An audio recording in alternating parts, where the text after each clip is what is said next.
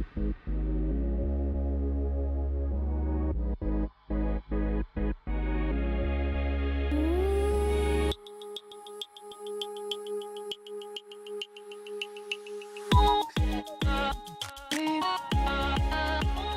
afternoon all. It really is a pleasure to be here and to have the sort of finishing session. Usually when I talk about additive manufacturing, I sort of focus in on the importance of designing for additive manufacturing, because it's not just a replacement process that's going to kill all manufacturing as you know it. If you don't design for it, it's not going to work. But today I'm sort of focusing on a sort of slightly different area, which is the future of, well, additive manufacturing in particular, but really it's going to influence a bit of all of manufacturing. But I thought before I start, this is my background, sort of the story of my life. Born in Dunedin, of all places, as you can tell from my beautiful accent. But I've grown up all over the place. So high school was Canada, university was South Africa, Japan for a few years, back in New Zealand for 23 years, and now I've been in Sweden for almost exactly 5 years. And in January, I'll be back in New Zealand again, so full circle. It's always good to show some embarrassing pictures growing up. We were sort of the original Sound of Music family, 5 kids in the family. A bit later I'll show some slides of one of my hobbies is making guitars, so 3D printed guitars. And this is where it came from playing music as a kid. My dad is German, so we had lederhosen and sort of strange outfits, and we had a little orchestra that played for the grandparents.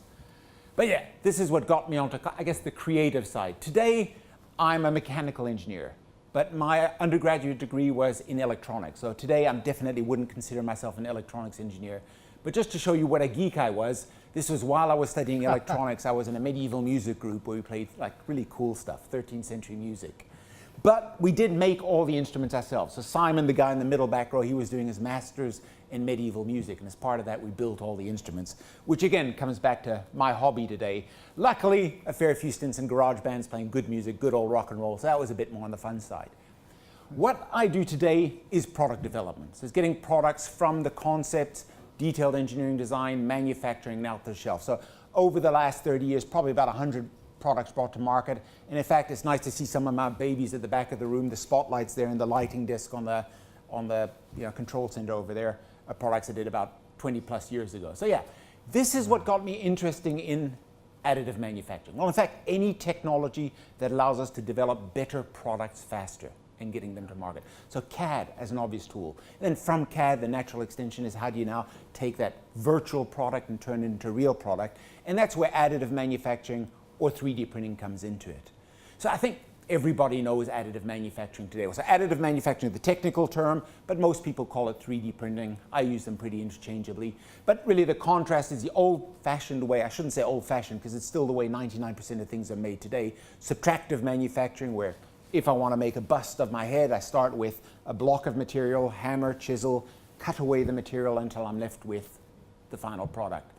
And this is still the way things are made today, either on a CNC machine or indirectly where you cut a mold and inject plastic into or cast metal into it. Whereas additive, you start with nothing. You start with your virtual model, send it to the machine, which slices it up into very thin slices and builds it up layer upon layer upon layer.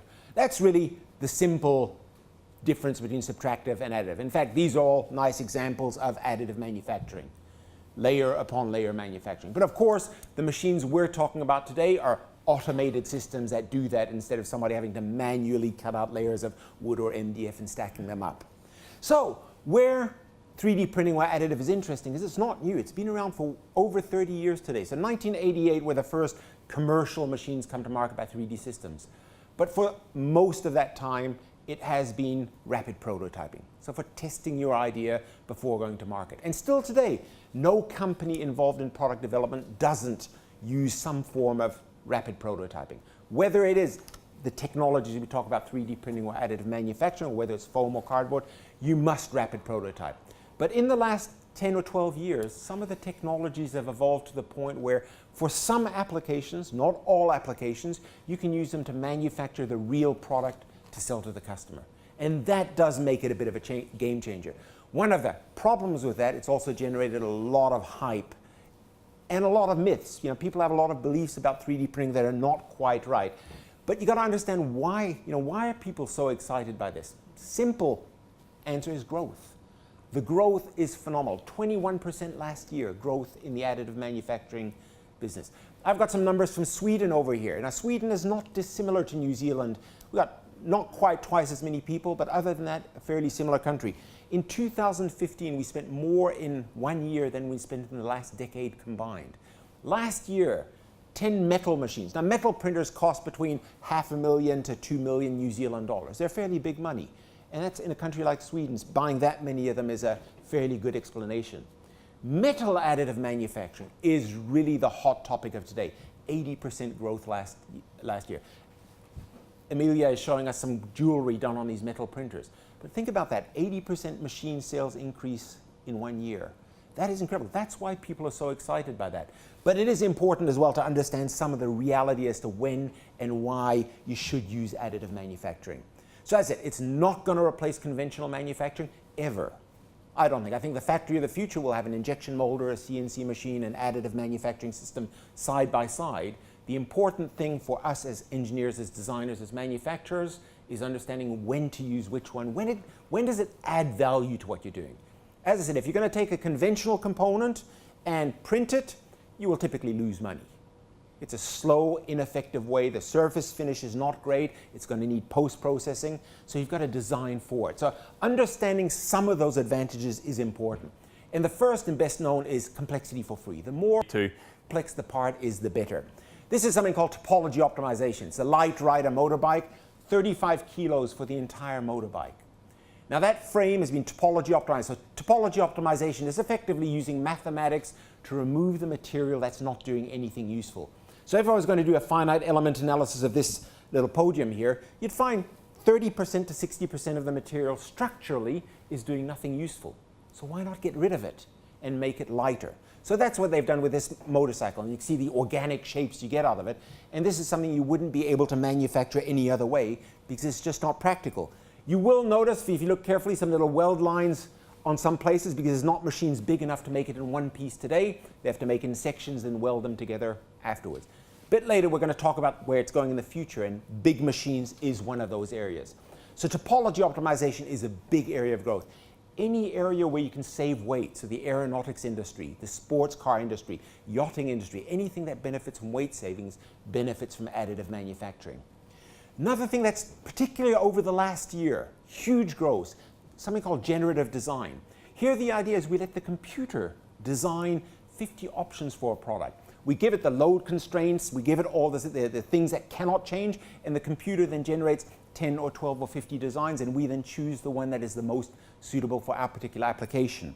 But again, you'll notice complex shapes that would not be possible to manufacture any other way. And again, this is where additive manufacturing comes into it. Mass customization, I think David this morning talked about a little, and a few others have mentioned it.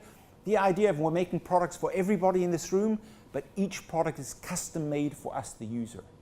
And that's something you cannot do with conventional manufacturing. With conventional manufacturing, if we're making this handheld remote, we'd measure everybody in this room's hand size, we'd average them all out, and then we'd make that to fit that average hand, which means it doesn't fit anybody. It's a compromise. With additive, it doesn't cost any different to make 100 different or 100 all the same. So you make them all different.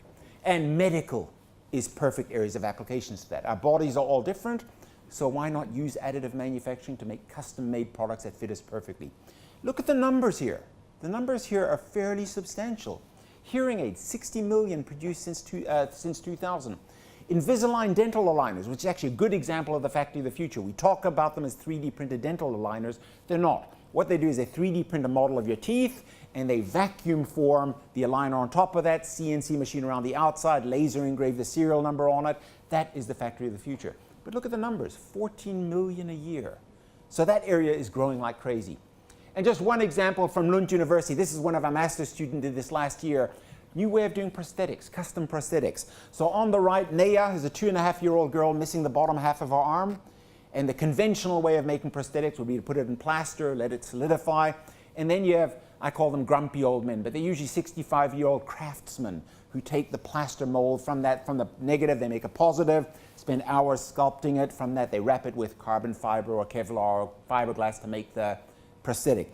In this case, literally 20 seconds with a $300 scanner, we can scan the residual limb. And in fact, you can see the prosthetic technician put some pen marks on it showing which areas are important for the prosthetic to clip over. And so the scan took about 20 seconds. Then the CAD model, which you see on just over here, that's the CAD model done in SolidWorks. Marry the two together, subtract one from the other, so the cavity left behind conforms perfectly to Nea's arm. And then print it out overnight, so you see two different versions of it.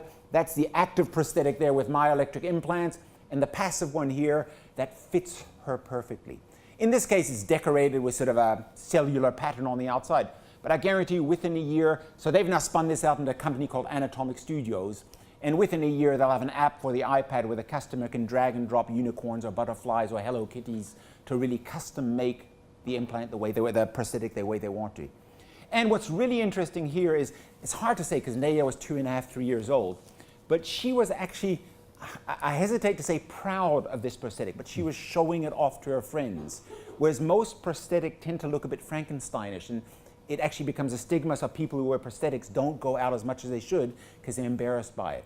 So now there's a whole new area, it's called Prosthetic Fairings, where you make clip-on bits to make your prosthetic an object of beauty, and it really changes people's life in a positive way. Another area, engineering advantage, it's also part of complexity for free, but part consolidation. Most products are made out of many, many simple parts that then get welded together. If we look at these tables over here, it's a whole bunch of straight rods, some rings welded together, a lot of assembly required. With additive manufacturing, you can now take all these simple parts, consolidate them into one much more complex part, reduce part count, reduce assembly labor, increase reliability. So this example is Airbus. It's actually a really boring part. It's a rack to hold a hydraulic tank. But the way they make it now is 126 components bonded together, welded together, riveted together. Now think about that from an assembly point of view. Every one of those welds, every one of those joints needs to be inspected. They now print it in titanium into 3 parts.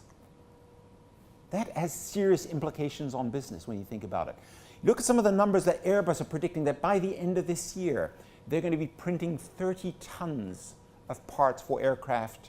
I mean, that's substantial. That's not 30 tons of racks, that's 30 tons across all the airplanes. I mean, these are flying parts around the world today. So yeah, I mean, the space is growing incredibly quickly. Another example, the whole idea of tool-free production, being able to go to market without having to spend any setup cost, any tooling charges. This is a viewport illuminator. So in Lund, the town where I'm living in Sweden, there's something called Max 4, which is a super science facility funded by the European Union. It's a cyclotron. It's one of these giant things that they spin. It's either neutrons or electrons that fly around a big ring and crash into things. Within that facility, they have a whole bunch of these stainless steel sort of cylinders that magic happens in them. I'm not sure what happens in them. They needed a lighting system to light up the inside. So they came to us. On the left, you can see their CAD design and said, please, can you print us a set of these? We printed them out. The next day they were ready. That's what you see on the right there, assembled with the LEDs on, and it worked perfectly. So they came back to us the next day and said, we need 16 of these. And that's all we're ever going to need. That is the production run. And try to imagine setting up anything, even a CNC machine to do a run of 16, long time, a lot of costs. With additive manufacturing, there's no setup costs. So that suddenly opens up a whole new area of business for doing short-run products without any setup costs. And I guess that brings me to my own example of 3D printed guitars. So 2011, The Economist did a story called Print Me a Stradivarius, where they took the blueprints of a Stradivarius violin, CAD'd them up, printed them. On the right, you can see the violins coming out of the powder. It's a powder-based process, so selective laser sintering.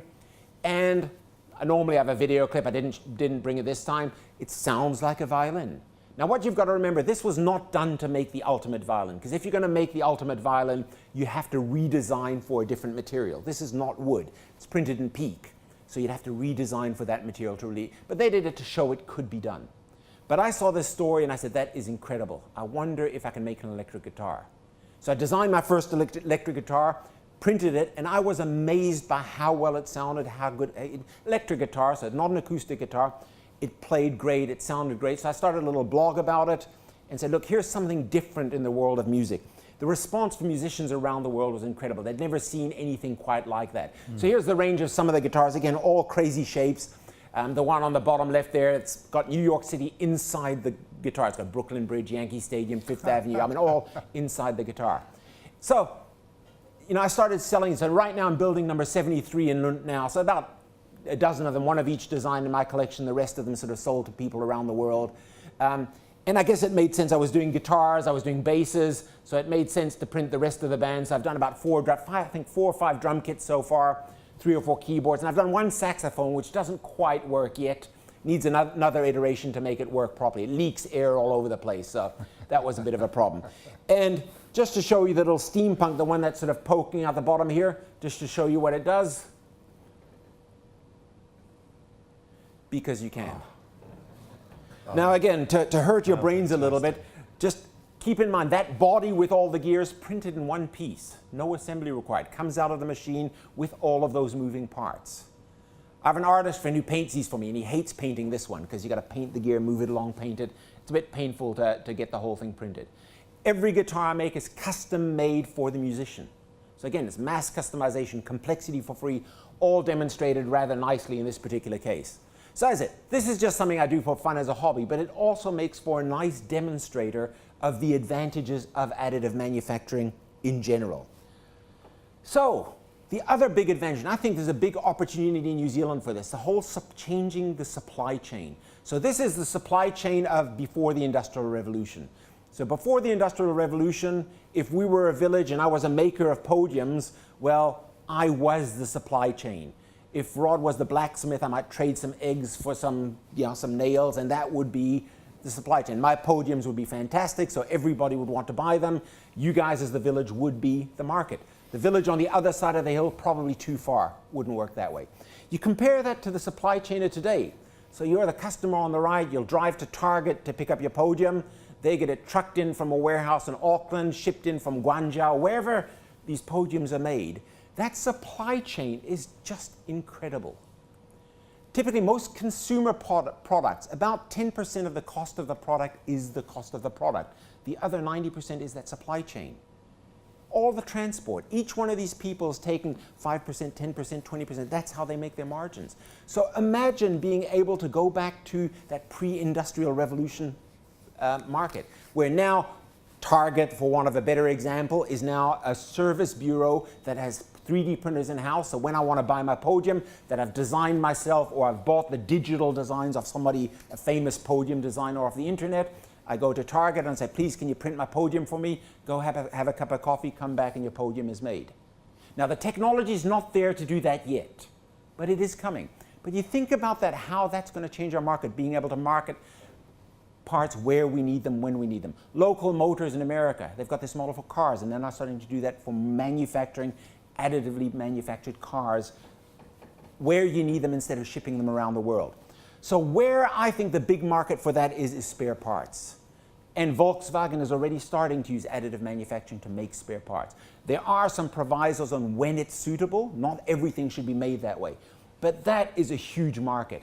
And just to give you some frightening numbers on spare parts, just the automotive industry, $750 billion of stuff sitting on shelves doing nothing useful.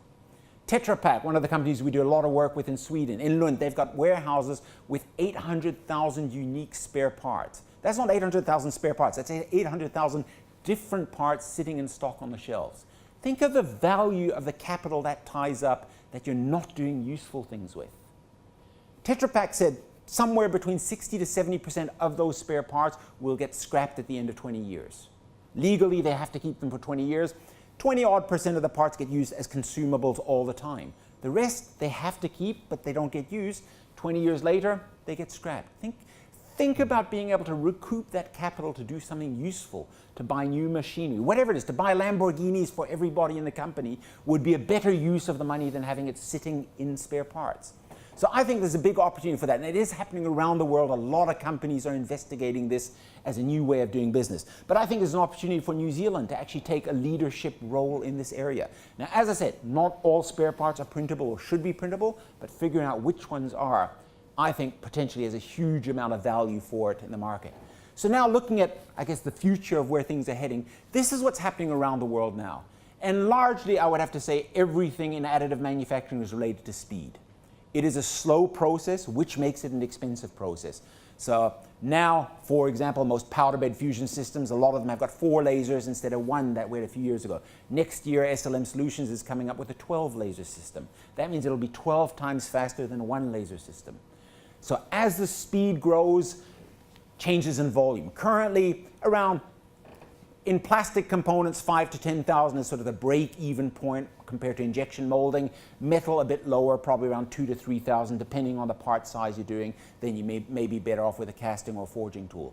The idea is, can we get that number to 10,000 to 50,000 to 100,000 to make it more viable for more types of products in terms of going into production for it?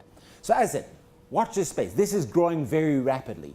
Now we look at some of where it's heading in the future, and to me, one of probably the most exciting areas, and we don't even know what to do with it yet, is smart materials, functionally graded materials, new materials that we cannot do with any other technology. And that's going to really change products as we know them. I've seen parts where they go from stainless steel, solid stainless steel, 99.9% dense, then over a centimeter, they'll gradually shift into copper, and then pure copper for the rest of the part. What they're going to do with it, we don't quite know. But we know that it's cool, and we know we're going to come up with cool things to do with that sort of technology. So this is a big growing area of research. Commercially, not quite available yet, but it's happening a lot in labs and research around the world.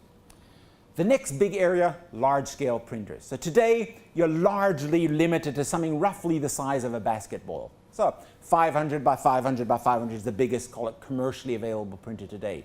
Aeroswift in South Africa, they're now working on, they've just released it now, 2 meters by 600 millimeters by 600 millimeters. And this is to make titanium aircraft parts, sort of larger scale titanium aircraft parts. So as I said, it's not commercially available yet, but it will be very shortly. The other big area of growth is China has gotten in on the market now. Last year at Formnext, one of the big shows, 7 new manufacturers of Chinese companies making metal systems. And large scale. You see that part there you can see on the side as part of an aircraft, a fighter plane. There's a little chair that gives you an idea of the size. Now, you will notice, if you look carefully, it's full of machining. See all the machining marks? It uses a near net shape process, so the parts coming off the machine, the quality of them sucks in terms of surface quality. So they have to machine the whole thing, but it's a very quick finishing cut. So still cost-effective way of making it. So this large scale is one of the big future trends. And I guess that leads us to the real future trend, which David mentioned this morning, the idea of printing houses. And for those of you who don't really understand 3D printing yet, this is just an animation. So this is from Prof. Koshnevitz at the University of Southern California. It's called contour crafting. And this is his concept that he started working on about 25 years ago for printing houses. Very, very simple. It's like icing a cake. We're just squeezing concrete out of a nozzle and drawing with it exactly as you would if you were putting some silicone around your bathtub, or in this case, printing a house. So that's just concrete being squeezed out, and it draws the first layer. So here you'll see that layer upon layer upon layer approach demonstrated very, very nicely. Now, one problem with this technique, you get to the top of the windows, well, you have a technical problem. You can't print concrete in air, it'll collapse. So with most printers, you have something called support material to support the overhanging bits. In this case, the contour crafting people, they've taken a slightly different approach, and you'll see on the right-hand side, there's a green robot waiting patiently on the wings and those yellow beams on the floor. So in a second, you're going to see this robot coming to pick up the beams to use as lintels, so it's got something to print on. So here we go. Now we pick up the beams, place them on the pre-printed part of the wall, and now we've got something to support the rest of it as we keep printing. So this is the animation on the contour crafting website. They've also got modular plumbing systems, modular electrical systems that the robots can install while it's printing. But just to show you where it's at in reality, this is now a baby machine in the lab printing in this case, clay. It was one built by students. In a few minutes, we'll see a bigger machine printing what you saw earlier in concrete. So in this case, it's doing, I guess, a 3-leaf clover shape. And when it gets back to this point over here, you'll see it'll jump up one level and start doing the outer level. In this case, it's got a paddle on the outside and it's smoothing the outside quite nicely. The inside is where your insulation or your electric is going to be, so you don't really care. But you can, they've got models with 2 paddles. You can also do arches instead of flat walls. By stepping in a little bit each time, you can do curved walls that you couldn't, that would be very hard to make any other way. So now we're going to jump to the bigger machines doing exactly what you saw printing in concrete. It's actually remarkably simple when you see it doing it like that. It's just squeezing out concrete. The chemistry of the concrete is well known. They've known that for years. They put in chemicals to stop it slumping down as you print it. That's been 50-year-old technology. So Prof. Koshnevitz, his prediction was that by the time the technology is mature, 48 hours to print a house ready to move into. Now that is quite amazing. I think we saw some pictures from David this morning. So the Chinese said we can do better, and they did 10 houses in 24 hours. So wind, sun. So in fact, it's not quite the same. They printed the sections of the house in a factory. You can see them here, trucked them to site, and then glued them together on site afterwards to put them together. They've also done an entire hotel. They've done public toilets, bus stops. In the Philippines, there's a hotel villa in Manila. The United Arab Emirates have said that by, I forgot the year, it's either 2020 or 2026, some large percentage, I can't quite remember if it was 60% or 80% of their housing will be 3D printed. So again, watch this space. The technology exists today. Is it commercially viable today? Maybe not quite. Though one more example of that, this is Apis Core, Russian company, who built this house in 24 hours ready to move into. That's painted, plumbing, everything done in 24 hours. Now, take all this marketing material with a grain of salt. You get the video on YouTube showing 24 hours. I'm not sure I entirely believe it, or they don't give you enough detail for it. So for example, you may notice between the inner and the outer concrete walls, we have a whole bunch of carbon fiber rods joining it together. They never quite tell you how they got that in there. My suspicion is that they had a team of 100 student slave labor putting it out around the outside as the concrete was printing. So take everything with a grain of salt. But the fact remains, and I think they said $35,000 US to print one of these. So the real question, printing houses, is there a future in there? I have to say, this is probably the exception, but even this one, most of the houses that have been printing so far have been incredibly boring. Square walls that you could precast way more effectively. So the question is, why would you bother printing it? What we now need is some more daring architects pushing the technology to print houses that you couldn't make the conventional way. The other big potential area is space habitat. So NASA have now built one of the contour craftings in the desert, I think in Nevada somewhere. They're now planning the mission to Mars. So the idea is when they get to Mars, instead of shooting up rockets full of bricks, which would be an expensive way to do it, why not take a printer with you, mine material from Mars, and use that to print space habitats? So watch this space. I think printing houses on Earth, I think there's probably better ways or more cost-effective ways of doing it than printing, but the fact that we're developing the technology is really cool. Now at the opposite end of the spectrum, on the micro scale, so nano printing. The idea is inside your bloodstream, and these are little nanobots keeping us healthy. Now in this particular case, that is science fiction. What you're seeing down below this is the nanobull, so 1/10 of a human hair in size. That is incredibly small. And one more example, it's just a cool example. What we're seeing here is a bit hard to imagine what it is. It's the top of a pencil.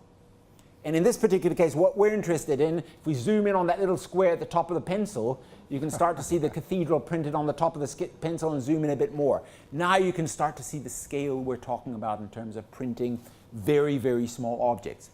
Then the question is, what's the point? Well, we don't quite know yet.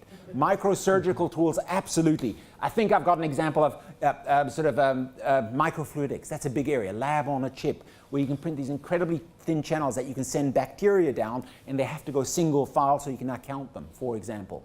So yeah, this is a huge growing area of additive manufacturing. It's going on around the world. The other one, and for me, from a product development engineer point of view, this is probably the most exciting one, conductive and 3D printed electronics. So this is an example by Voxelate, an American company that had a huge amount of investment, where you're, in this case, they're still printing in plastic, pausing the machine, dropping in the IC, then they keep printing with silver ink to make all the tracks, and then switch back to the plastic printed to keep printing in plastic.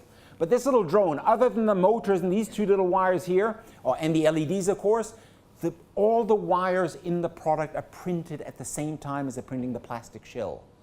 And for me, from a product development point of view, this will revolutionize products. All products today are largely rectangular, not because it's the best shape for a product to be, but it's because we're designing around circuit boards, which are fiberglass flat boards with components on them.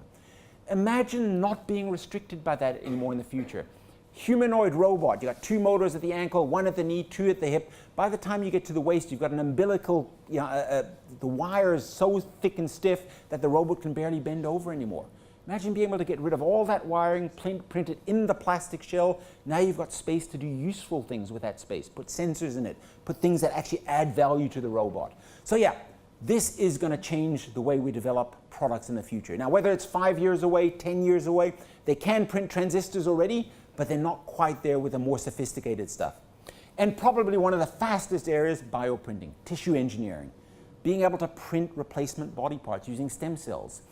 Ian mentioned it briefly earlier, using nanofibers as a way of putting stem cells together. The idea is you print effectively a scaffold, a sponge of sorts, that you seed with stem cells, and over the next 6 weeks, as the stem cells grow into what they're supposed to grow into, at the same rate, the polymer is dissolving. So 6 weeks later, the cells have grown into what they're supposed to, all the polymer's gone.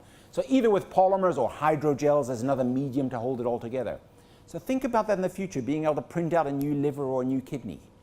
Now they can already do today simple organs, bladders, tracheas, heart valves. They cannot do the more complex organs yet, and I think the big challenge there is the vascular system. So yeah, in my lifetime, my prediction is they will be able to print those more complex organs. Unfortunately, probably too late for me, but I think the technology will be there, I think certainly within the next 20 years. One example of that, so in fact, probably 15 years ago, somebody from the New Zealand government called me up in a mad panic about all the drug dealers using 3D printers to print drugs.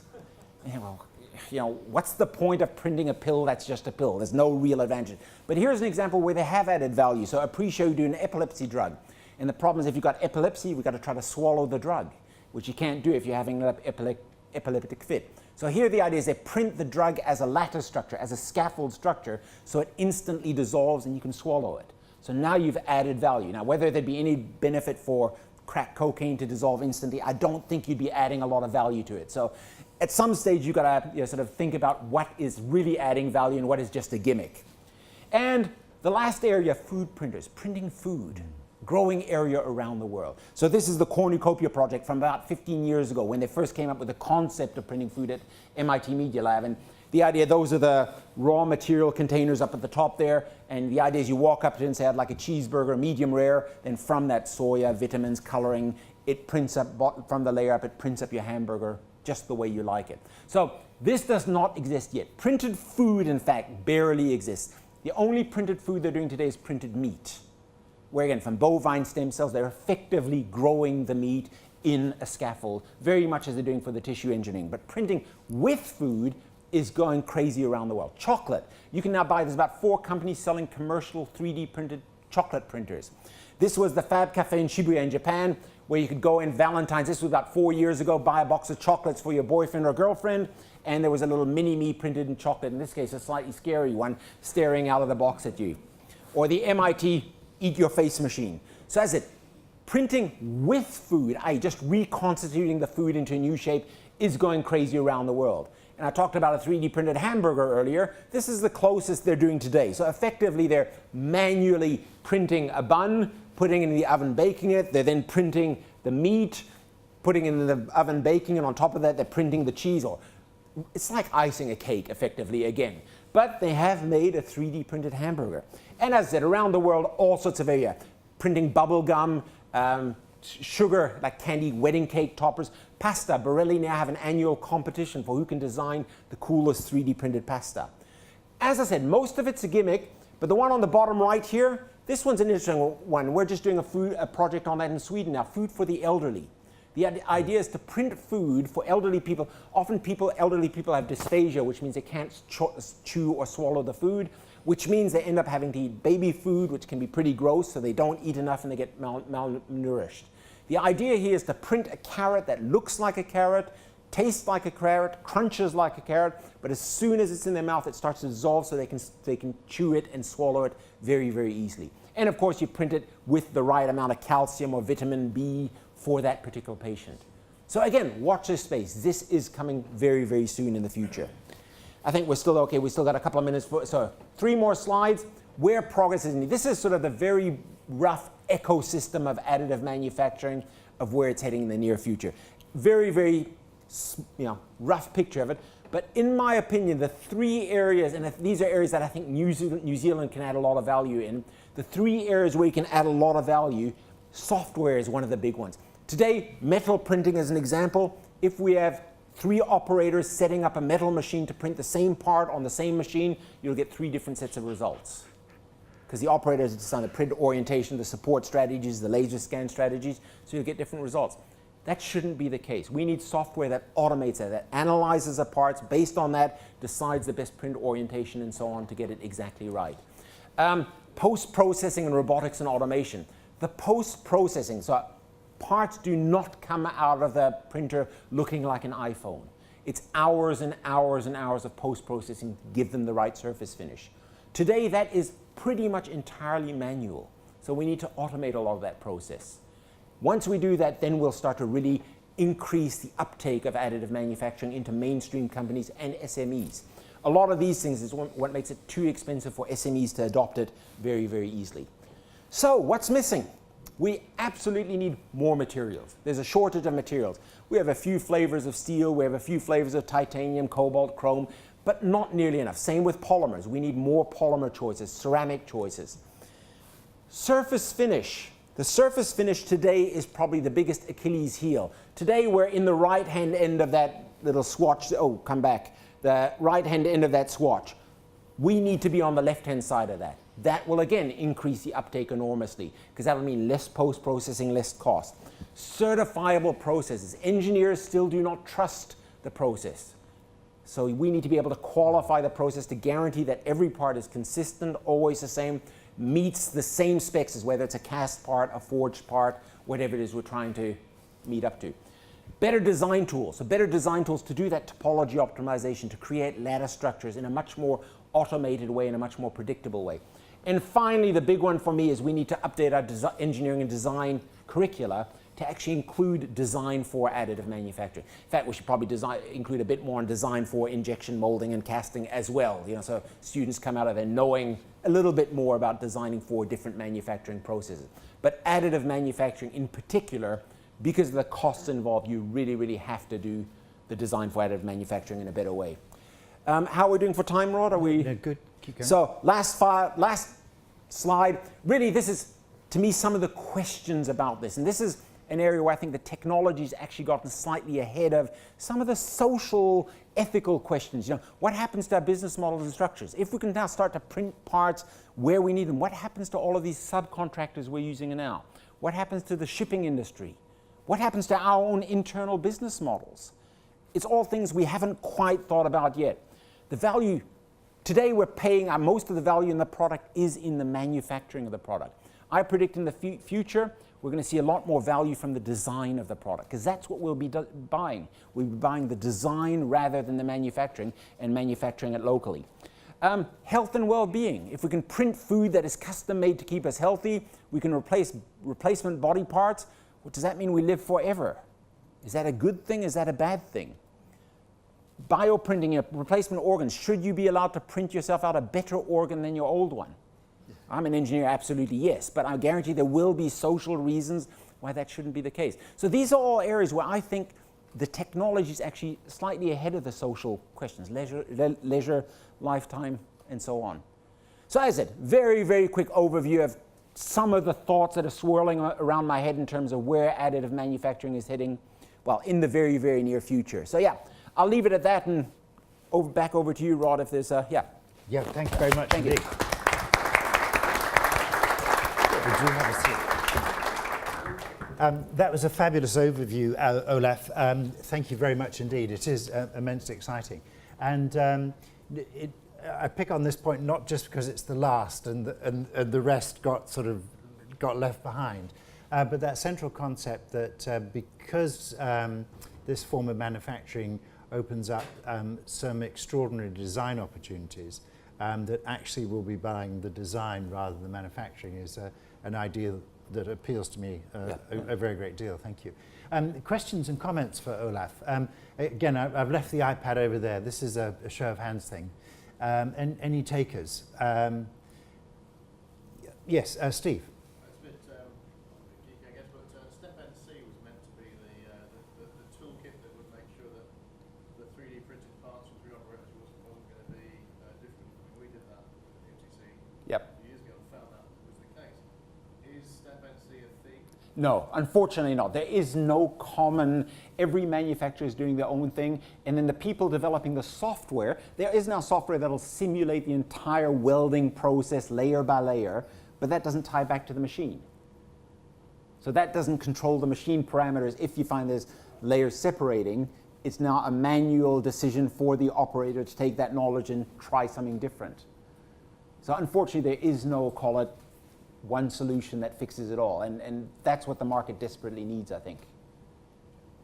Thanks. What would that certification look like? I think it'll be different for different areas. So if you look at medical, for example, I'll give you an example with medical, the powder will almost certainly need to be virgin powder rather than powder that's been reused several times. Whereas the aircraft, well, the aircraft industry probably has the same, whereas maybe some of the less demanding applications will have different certification routes. You'll have to certify the machine, the material, the process, the parameters, even the position in the machine will all form part of that certification process. And as I said, I mean, I order parts all the time. Now I've got my own printers, I make them myself. I've started to realize just how difficult it can be to print good parts consistently every time. And when I print a part for the first time, it's the first time I print it, often I'll have to print it 2, 3, 4, 5 times before I get it right. And you've probably found the same with your jewelry, I suspect. Yeah. Yes, gentleman there, thanks. Oh, very much. Big growing area. And again, to me, it's a good one because, as I said, engineers don't trust the AM parts in plastic or metal. So printing tooling that is more efficient because you can get these twisting channels. You get conformal cooling channels in the tool, which means you can cycle it faster and get flatter parts coming out of it. But remembering that every tool will need a surface finishing cut to get the surface finish as good as you would if you're going to machine it. But that's a huge growing area around the world.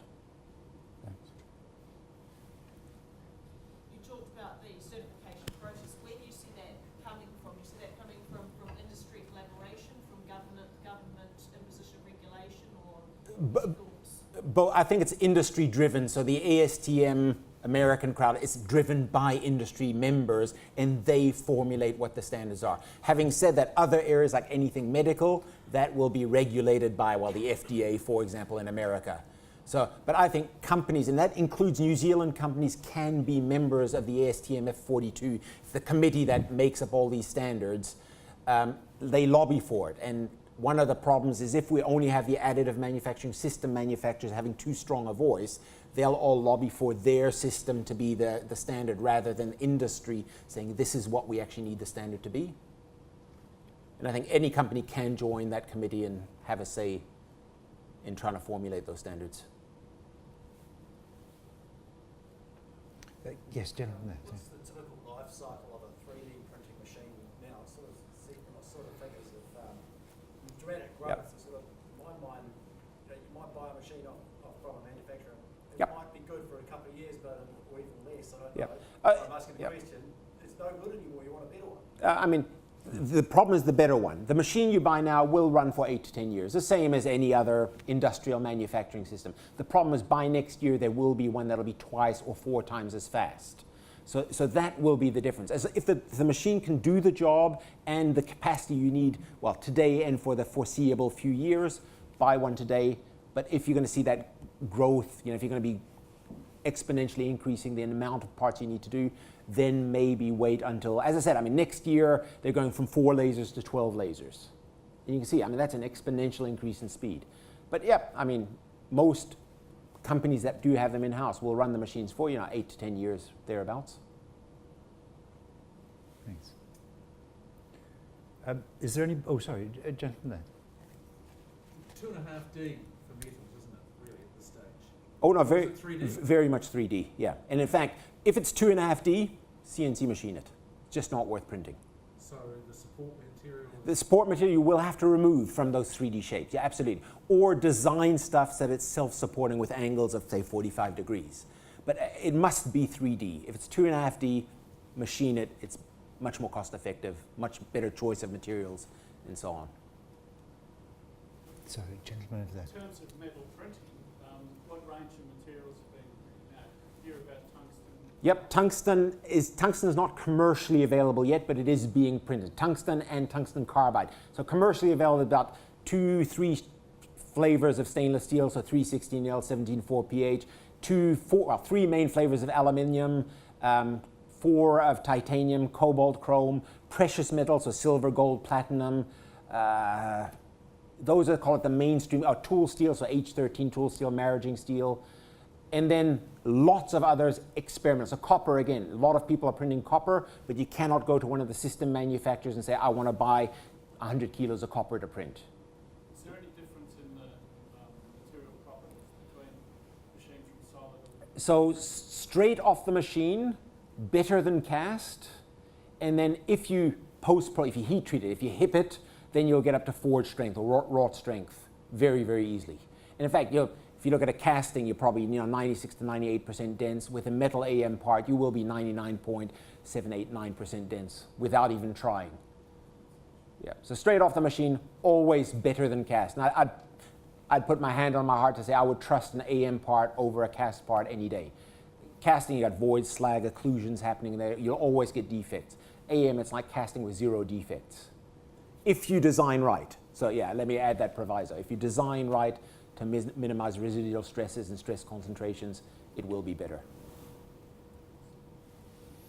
Just out of interest, if I may ask from a Sutton point of view, where do you see this technology going, and how does it fit in with your view of the world and where you might go? Well, Jimmy Totten, my PhD student, has 3D printed filling tools. Yep. And so, in fact, he chose a material that was not quite a high-speed steel, it's not carbide, but it's a hardness material. And he's just finishing off those cutting tests with it. The intention is to make something more complicated than Yep. he's made. He's made slim, doesn't he? Yep. With ground. Finish is a huge thing, and tolerance. Oh, absolutely. But I think where it might get interesting from a tooling point of view is, for example, being able to get cooling channels in your drill bits, or the other one is leaving powder in the drill bits to absorb as a dampening mechanism to absorb vibration. Well, it's really Yep. tied to the technologies. He's used a laser deposition system. Oh, yes, yeah, yeah. To get this done, but he's moving it, he wants to move it onto the LMD for the Yep. cooling holes, but then the powder volume of 50 Yep. kilos of powder is going to cost a fair bit, so then we're onto those things. But yes, there's definitely a roadmap for the future for complex tools, but it is a business process, and it is a, well, you mentioned tungsten carbide and cobalt. I was surprised that you said that's going to be potentially printable. It's already being printed at university college, university research levels, but not commercially yet. Is there 2 laser systems? Yeah, it's a directed energy deposition, and each pipe feeds in a different flavor of material. Yeah. And then, of course, it's a rough process, so you will need to do more machining because it's pretty rough. Yeah. Oh, sorry, yes, yeah. Yeah. Oh, sorry, your taxi. Thank you. Sorry, I have a note about that. You've got to get to the airport. Yes. Question, you're moving back to New Zealand? Yes, January. Where are you going to be? University of Auckland. Fantastic. It's going to be wonderful having you in the country. Yes. And your guitars. Look, a very big hand for Olaf, please. Thanks very much indeed. Thanks, Rob.